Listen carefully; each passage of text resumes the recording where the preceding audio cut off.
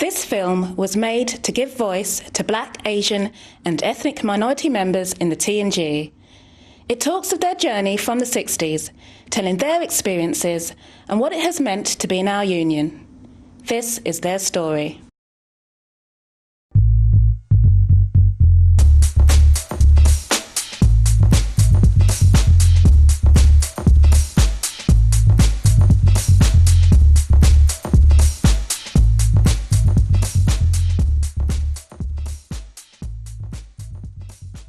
My experience is going back to the 60s, because I came to this country in 63, and things were very bad. It was so blatant, that black people, they will advertise, blatantly that, they don't want black people, they want Irish and dogs and so on.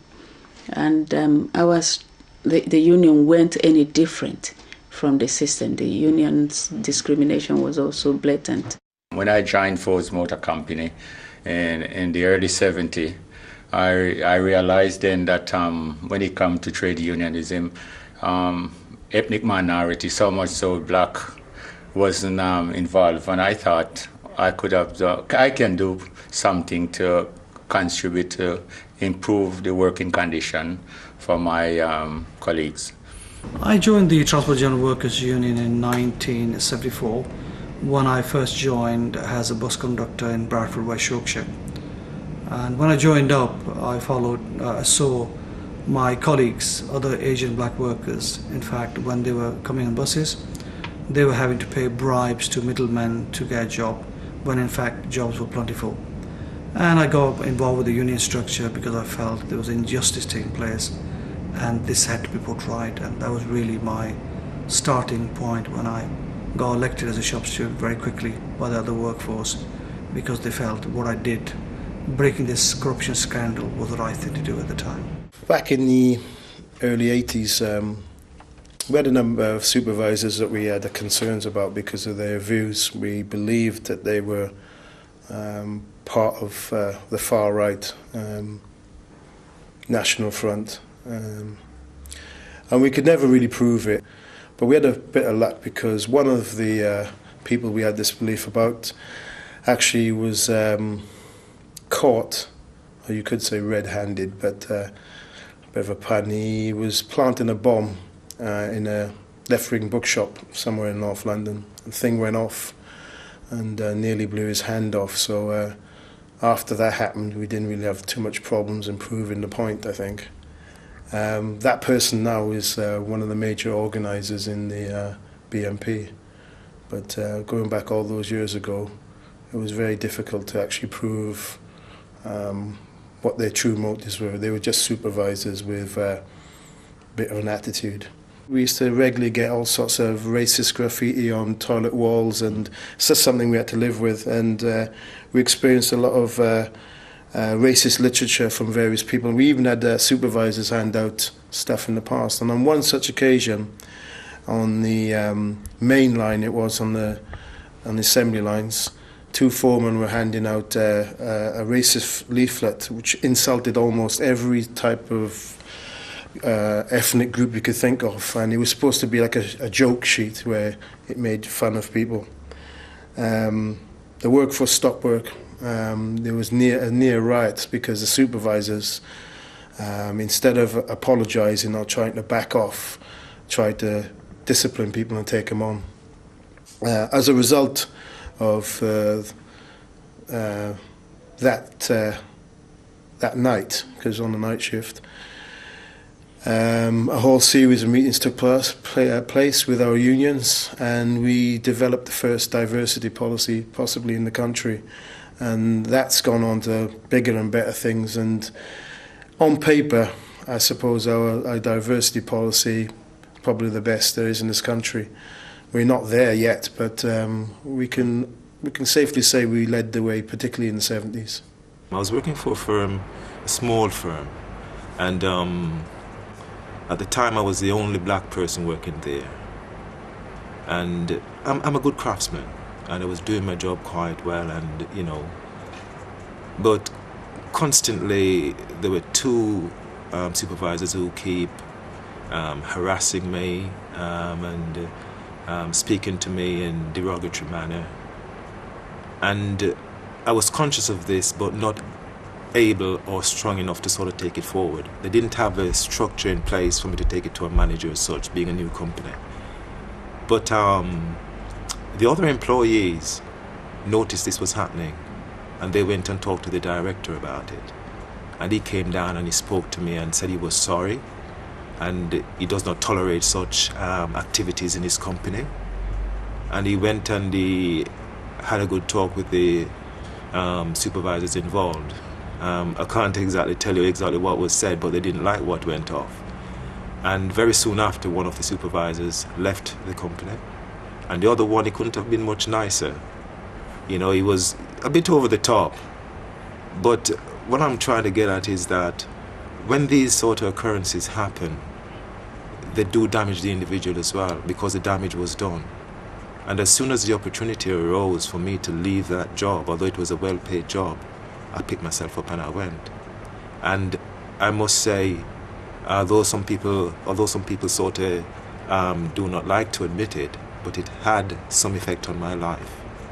And this is where I find, well, then the union is very important to help you to fight these situations. And without the union, even now, a lot of us, including myself, would be in disarray. From a black worker's point of view, I think the trade union is the voice box for all working class, particularly black and ethnic, because some of the things that happens in workplaces, even though we are alleged to have all these rights, but some people are still frightened, and moreover, black people, I think this is a way whereby we can voice out our grievances, voice out what is happening to us, so people can listen. Well, I think it's a very good thing because, as I said, BAME is very good to have some kind of a representation, and the trade union is one of the best things to go to. My reasons for joining the union were because I had a bad experience at work. But even though it wasn't, it was not a nice experience, I don't look at it in a totally negative point, because as a result of me having my trials and tribulations, if you like, I have then helped a lot of people. It's opened my eyes, and it's brought good from it. It's not been negative at all. Even now at conference, I've met people who are having similar struggles to what I did, and it's and I've been in a position to say, look, this is what happened to me, and this is what you can do. Being involved with the D&G has given me the confidence to deal with my own discrimination case and to have my harasser disciplined, who was my manager. And it's now given me the confidence to look to the future for my own children, to look up to me and say, yes, we can do it too. I joined T&G to represent other Asian and black members who thought they were underrepresented by the shop stewards and management. When I joined this company, Mighty, which is working with Goldman Sachs, I saw that the way the management was handling the workers was not fine. So I asked if there is any union at the workplace. I got to know that G&J is with them, but then it was not effective. So I quickly contacted the head office, have myself registered, and took it upon myself to energize the union over here. And since then, we have seen so many tremendous changes which has taken place here. Join the trade unions, there is definitely is benefit. And the benefit it is that we have, wherever there is a trade unions, there is average now is a £70 a week, they are better off. There is a terms and conditions are better. Their pension is better. If you have an accident at work, your compensation is better. So health and safety is better. So it makes sense that you make sure that you are a trade union members. Because if you see that even the vicars of this country, are in a union, and the employing class is in a union, so it must be beneficial. So if they benefit them to be in a union, so why not the working people ought to be in the union as well. Well, it's important that people join the trade union in the workplace because of all the injustices that are happening, especially black and Asian and ethnic minority, discrimination, the worst jobs in employment, and victimization. So it's so important. We need equality at work. A lot of people think that when you talk about race, it is about colour of skin, but you've got Europeans coming in, migrant workers coming in, and they need to know that the law is there for them as well. Currently today we see migrant workers coming from Poland, for example. We see people coming from the other European countries, and we see the TUC, for example, our trade union, welcoming these people in our structure with open arms and hands. We want to help and assist. When my father came and our forefathers came to Britain, in fact, nobody was there for them.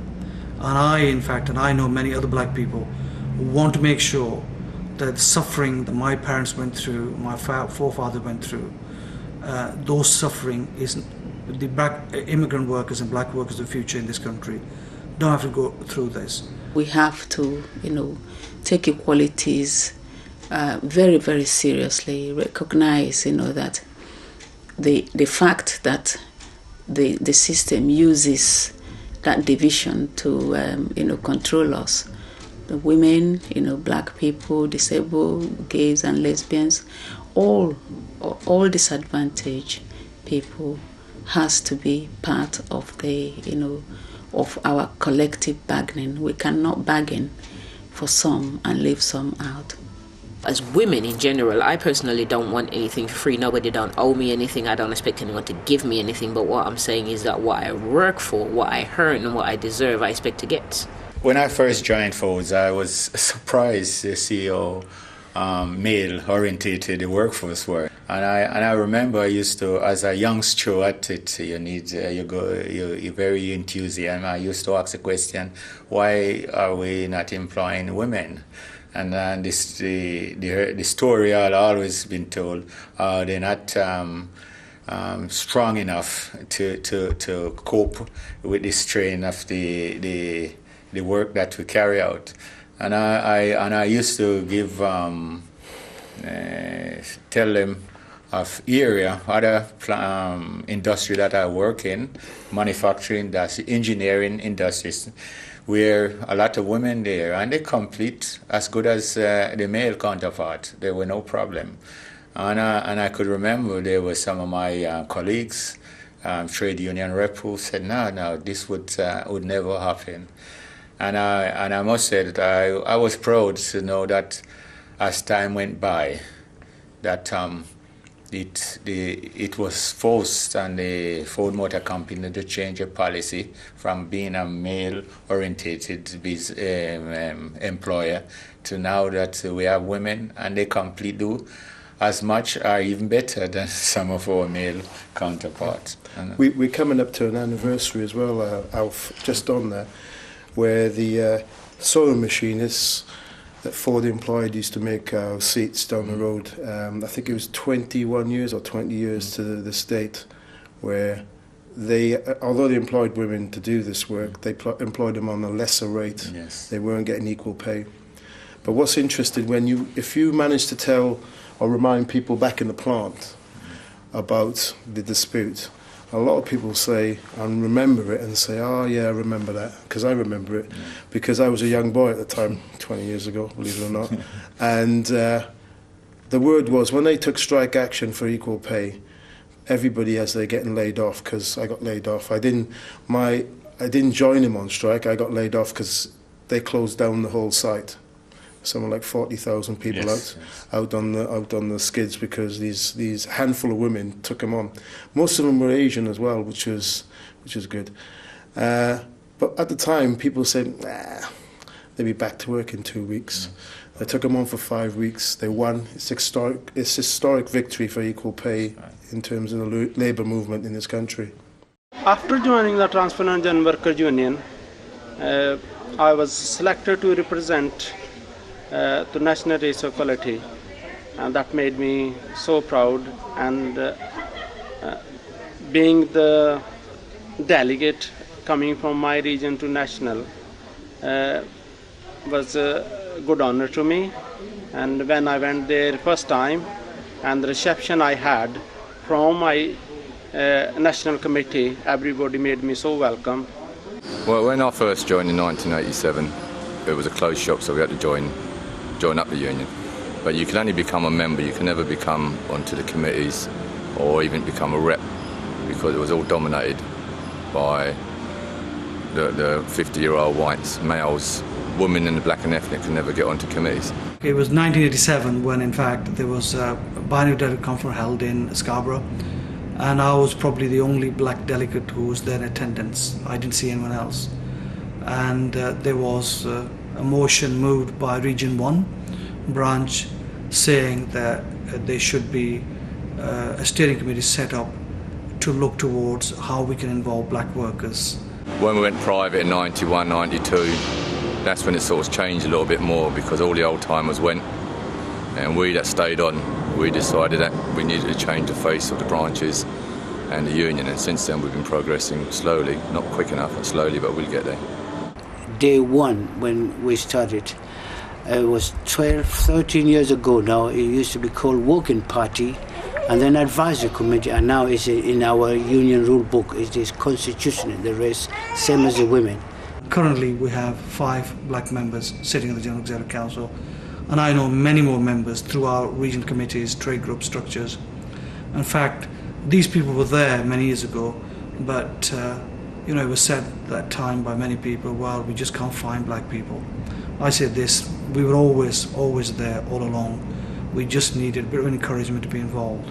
We've had a black General Secretary, Bill Morris, and I pay tribute to his role in setting up these committees. I pay tribute to Bob Perkins, Carol Forfer, who in fact was involved right in the beginning outset in establishing these committees.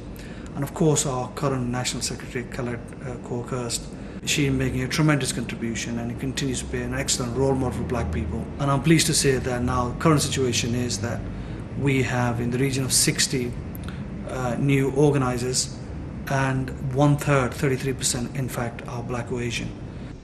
Well, the future for the trade unions has to be totally inclusive, and it has to be very, very global and international. We can't afford to make mistakes of the old when we concentrated on the strong industrial. We have to take on, the organize everywhere, cleaners, people who work in the kitchens, lower paid, the higher paid, everybody has to be organized. And finally, the international part of it, the system will use, Africa, Asia, and the so-called third world, give the impression that they are so backward that we will not have anything to do with them.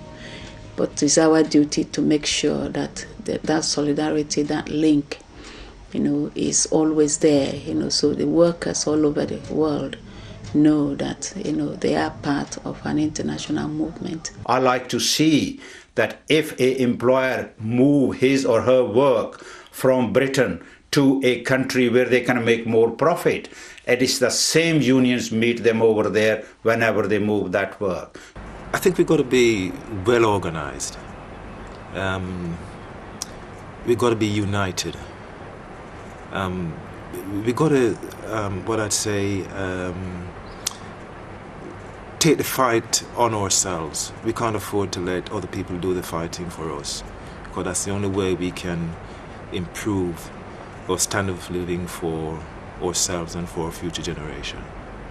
The way the trade union is moving now, more and more people are actually leaving employment. So less and less people are joining trade unions because of the work situation. You look at manufacturing, for instance.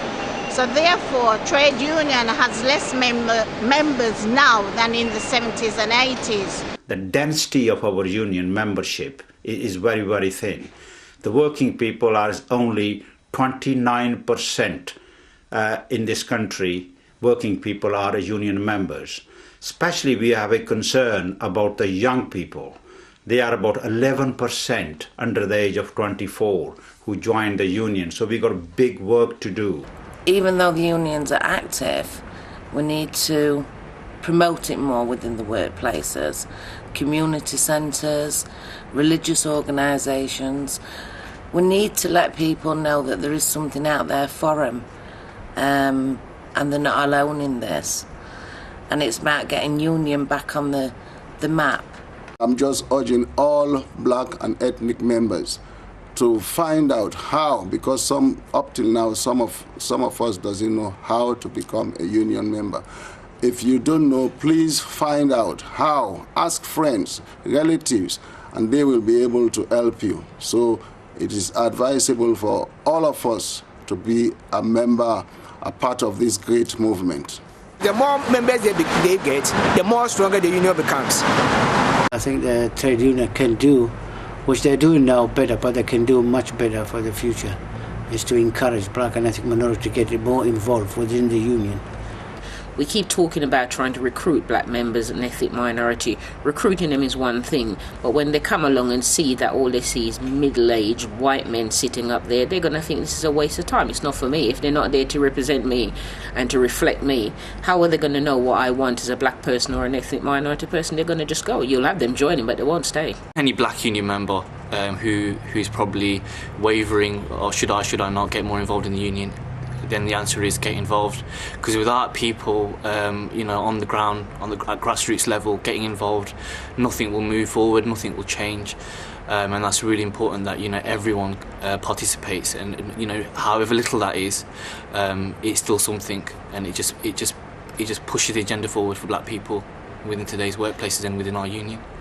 My message really is, to the younger ones, to say to them, belong, be part of it, and also to say, to our union as institutions, empower, the young, empower the disabled, empower the black people, women, so that they can take position, they can represent, because once, that is done, then we're strong, and powerful, and it will be, very difficult, for anybody to destroy us.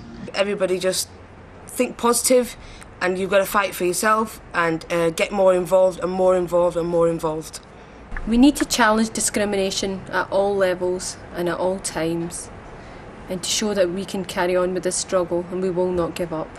It's a continued fight, and people might think it's just a fight for myself or for black members or black, Asian and ethnic minorities, but it's for the whole community. It's for the wider, sphere of people. Do you think we're going to win? I think so. Perseverance. When you're born, you don't start walking straight away. You crawl.